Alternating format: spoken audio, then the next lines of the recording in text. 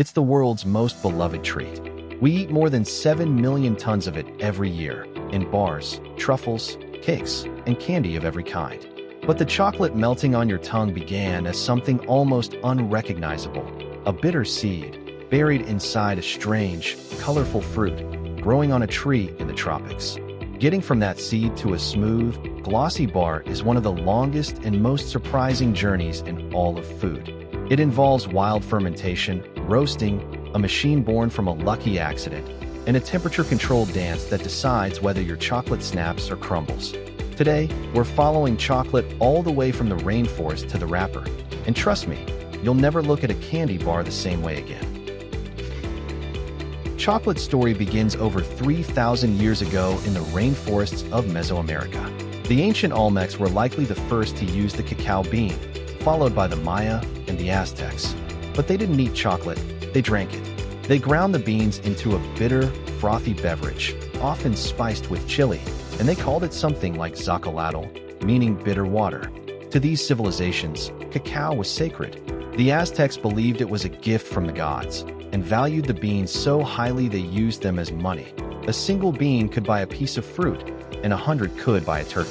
When Spanish explorers brought cacao back to Europe, they added sugar, and a bitter ritual drink slowly transformed into the sweet treat we know today.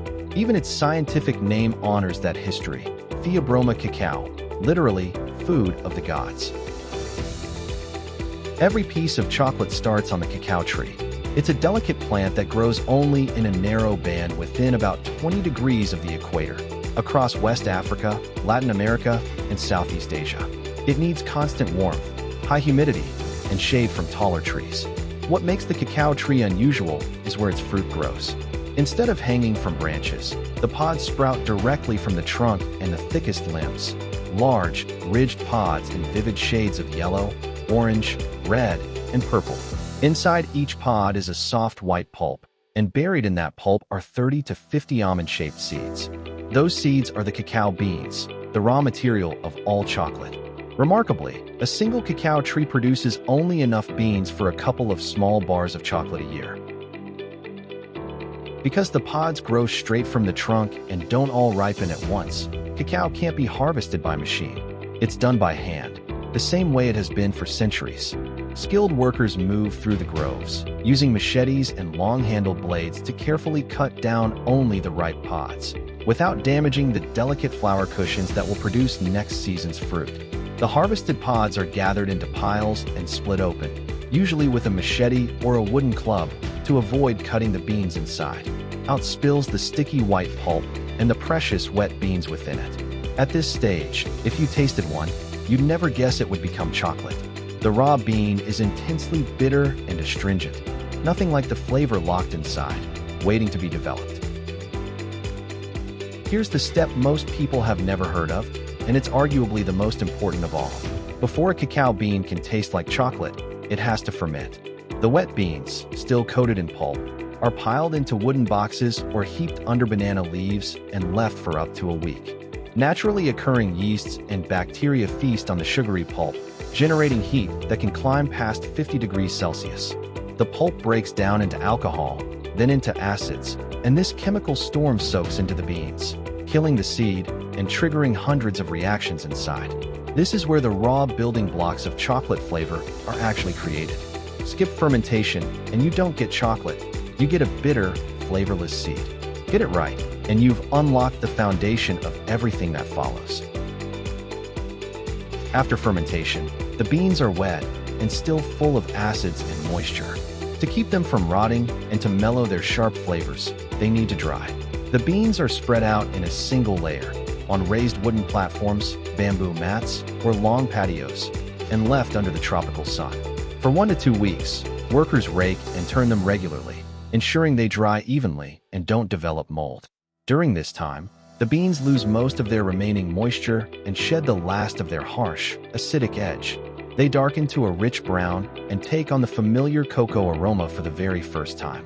Once fully dried, the beans are sorted, packed into sacks, and shipped to chocolate makers all over the world, often thousands of miles away.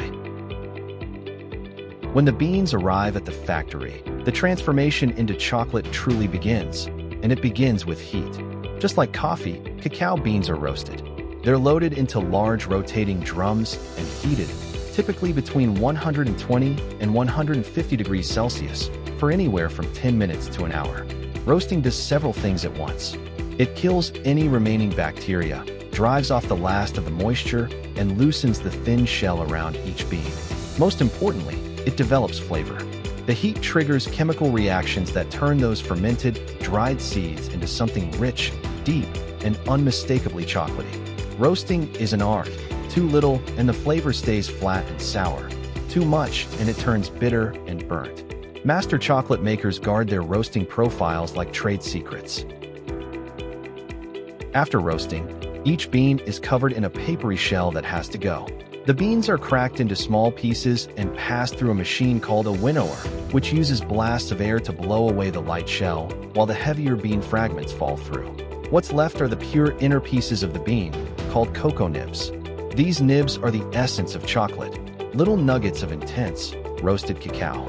Then comes grinding. The nibs are ground between heavy steel rollers, and something remarkable happens. The friction and pressure generate heat that melts the fat inside the nibs, a fat called cocoa butter. The solid nibs turn into a thick, dark, flowing liquid. This is cocoa liquor or cocoa mass, the pure, unsweetened essence of chocolate and the base of everything from here on. That dark cocoa liquor is made of two things in roughly equal parts: cocoa solids, which carry the flavor and color, and cocoa butter, the pure fat that gives chocolate its melt. Many manufacturers press the liquor in powerful hydraulic presses to separate the two. The cocoa butter is squeezed out as a pale golden fat, while what remains is compressed into a dry cake that can be ground into cocoa powder, the stuff of hot chocolate and baking. Why separate them just to recombine them? Control. By adjusting the ratio of cocoa solids, extra cocoa butter, sugar, and milk, chocolate makers can craft every variety on the shelf. And that balance of ingredients is exactly what separates a bitter dark bar from a sweet, creamy milk one. So how do you actually make a chocolate bar? It comes down to what you mix into that cocoa base. For dark chocolate, makers combine cocoa liquor, extra cocoa butter, and sugar. The higher the proportion of cocoa, the darker and more intense the bar. For milk chocolate, they add milk, usually in powdered form, an innovation perfected in Switzerland in 1875, when Daniel Peter combined chocolate with the condensed milk developed by his neighbor, Henri Nestle. And white chocolate? It contains no cocoa solids at all, just cocoa butter, sugar, and milk, which is why it's ivory-colored and tastes so mild. Whichever type is being made, the ingredients are now blended into a thick paste, but it's still gritty and rough. To become smooth, it needs one more remarkable machine. In 1879, a Swiss chocolatier named Rodolphe Lindt made one of the most important accidents in food history. As the story goes, he left a batch of chocolate churning in a machine overnight by mistake. When he returned, instead of a ruined batch, he found something extraordinary. Chocolate that was smoother, glossier, and more melt in your mouth than anything before it. He called the process conching, after the shell-shaped trough of his machine. Conching kneads, heats, and aerates the chocolate for hours, sometimes for days. It coats every tiny particle in cocoa butter, drives off harsh acids left over from fermentation, and grinds the texture down until it's impossibly smooth. Before conching, chocolate was coarse and gritty. After it, chocolate became the silky luxury we know today. Lindt kept his secret for 20 years. The chocolate is now smooth, but it's not finished. If you let it cool on its own, it would turn dull, streaky, and crumbly. To get that glossy shine and satisfying snap, chocolate must be tempered. Tempering is a precise dance of temperature.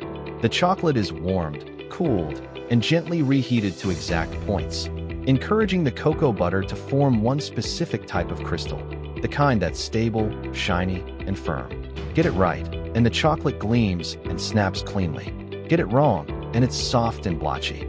Once tempered, the liquid chocolate is poured into molds, for bars, eggs, or figures, and vibrated to shake out any air bubbles.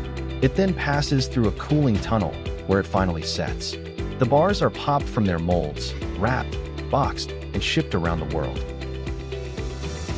Not all chocolate is created equal, and where it's made changes everything. Switzerland, the birthplace of conching and milk chocolate, is famous for bars so smooth and creamy they seem to dissolve on the tongue. The Swiss also eat more chocolate per person than almost anyone else on Earth. Belgium built its reputation on the praline, a delicate filled chocolate invented in Brussels in 1912, and holds its chocolatiers to famously strict standards. American chocolate, led by Hershey, has a distinctive, slightly tangy flavor, a result of the way its milk is processed. And in Mexico, where it all began, chocolate is often still enjoyed the ancient way, coarse, grainy, spiced with cinnamon, and whisked into a warm drink. One bean, one process, but a whole world of delicious differences. Before we finish, here are a few things to savor. West Africa now grows the majority of the world's cocoa. The Ivory Coast and Ghana together account for well over half of the global supply. Even though cacao isn't native to Africa at all, chocolate contains a mild stimulant called theobromine, the very word rooted in that ancient name, food of the gods, which is also why chocolate is toxic to dogs, who can't process it the way we can. And that melt-in-your-mouth sensation? It's no accident of nature. Cocoa butter is one of the only edible fats that stays solid at room temperature, but melts right at human body temperature, which is precisely why chocolate melts on your tongue and nowhere else. From a sacred Aztec drink to the bar in your hand, chocolate has had quite a journey. The next time you unwrap one, you'll taste every step. If you enjoyed this, subscribe. We break down how everyday things are made every single week. And tell us in the comments, what should we cover next?